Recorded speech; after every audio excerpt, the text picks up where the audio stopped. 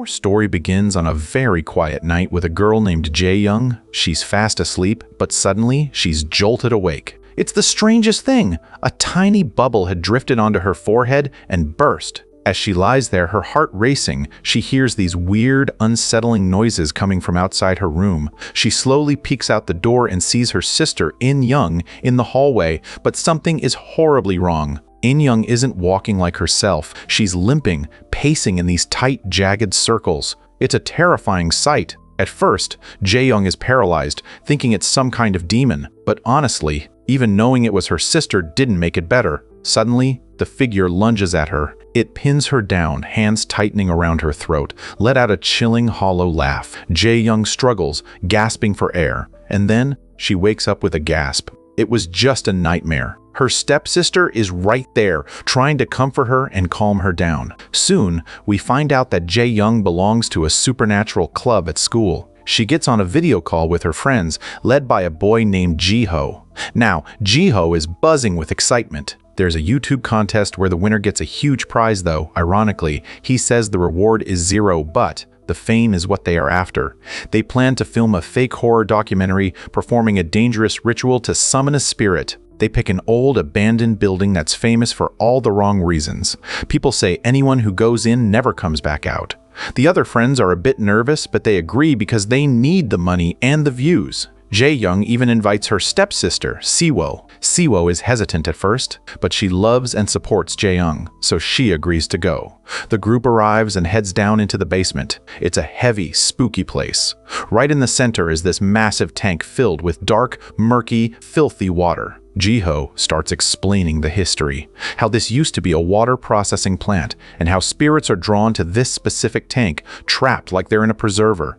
He tells them the water isn't actually deep, but the spirits make it look bottomless. Jiho tells the group, "Look, we're going to write our questions for the spirits on paper." But then he drops a bombshell. He says, "Why don't we try the ritual for real first? If we actually catch something on camera, we'll definitely win the contest. If it fails, no big deal, we'll just go back to the fake script." Jae-young starts getting things ready. For this to work, they need a vessel, someone whose body can host a soul. To everyone's surprise, Jae-young's stepsister, Siwo, volunteers. Seeing her stepsister step up like that, Jae-young feels a wave of genuine affection. She gives Siwo a small gift, a delicate chain to wear around her ankle. Siwo is so touched. It's the first gift Jae-young has ever given her, and she gives her a big, warm hug. The ritual begins. They draw a large star on the floor. The friends sit at the corners, while Siwo stands right in the middle of that dark water. Jae-young covers Siwo's face tightly with a paper bag. Then, everyone takes a bowl of that dirty water and keeps it close. The rules are incredibly strict. To end the ritual, they must ask the spirit they've called to please leave. Only then can they remove the bag. And most importantly, no one can leave their spot in the star. At first, it's just silence. People are getting bored, thinking it's a bust. But then, a bubble hits Siwo's head. Suddenly, loud, heavy thudding sounds echo through the room. The lights flicker wildly. Siwo's body begins to twist and contort in ways that look like her bones are literally snapping. The paper bag on her face gets soaked with water from the inside. She rips it off, and her eyes, they are pure, pitch black. She's possessed. She raises her hand, rotating it in a mechanical, creepy way, pointing at each person one by one. They look at the papers they had placed in the water. The answers to their questions are appearing. Jae-young and Jaeho's answers are right. 2 others are wrong. But one girl has the word flower written on hers. Then Siwo starts speaking in a voice that isn't hers. She starts counting 662, 600, 600, 600. And when she hits 666, she lets out a blood-curdling scream and lunges at a girl named Chinny. But she's stuck. It's like something invisible is holding her leg inside the water. The lights go out. Jiho flips on his night vision, and there's Siwo limping through the water exactly like the sister in Jae-young's nightmare. The group panics, rushes in, and pulls her out. She faints, and they see a strange, tattoo-like mark on her leg. Jiho, instead of being worried, is thrilled. "We got it. This is gold," he yells, but the others snap at him. "Your friend is hurt and you're thinking about views. Call for help." Jiho tries to call the police, but the signal is dead.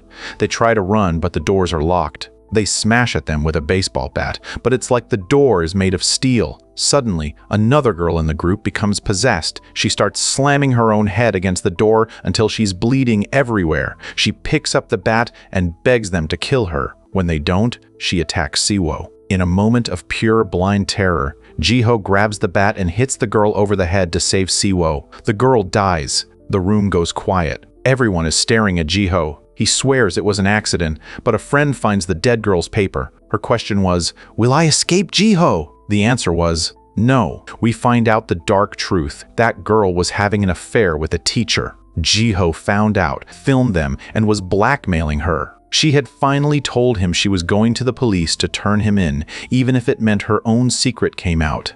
That's why Jiho wanted her dead. Suddenly, the lights dim again. Jiho vanishes into the dark and reappears with a knife, looking completely insane. He attacks his partner, and the others have to fight him off and tie him up with ropes. Jae-young realizes they've made a fatal error. She rereads the ritual book and pales. They didn't finish it.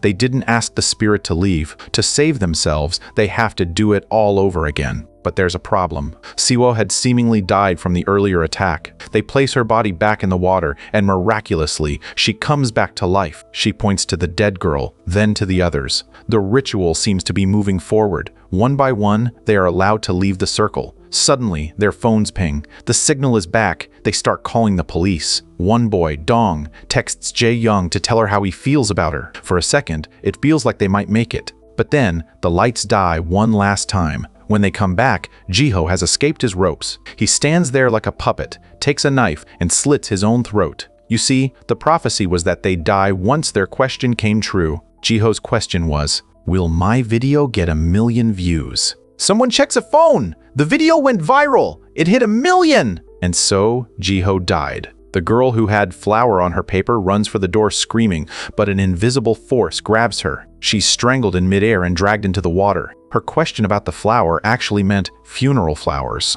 She was marked for death. Now, only Jae-young and Dong are left. They find a secret door, and inside, they find a cloth with the word death on it and a human body. Jae-young realizes only one person can survive. Without hesitation, she kills her friend Dong. And here is the heartbreaking truth. Jae-young planned everything. Her real sister, In-young, had died long ago. Jae-young was broken by it. She hated her stepsister and her new life. She found this ritual and learned she could bring In-young back, but it required 5 human sacrifices. She had let her friends here to die. As the final sacrifice is made, Jae-young sees a bubble and sees the face of her true sister. She starts crying, saying, "I'll never leave you again!" But the bubble pops. The soul turns into a terrifying demon. It wasn't her sister, it was a trick. The demon laughs and says, "Thank you for freeing me from hell. I just needed someone to fall into the trap." The demon grabs Jae-young. "Your friends are asking why you killed them," it whispers.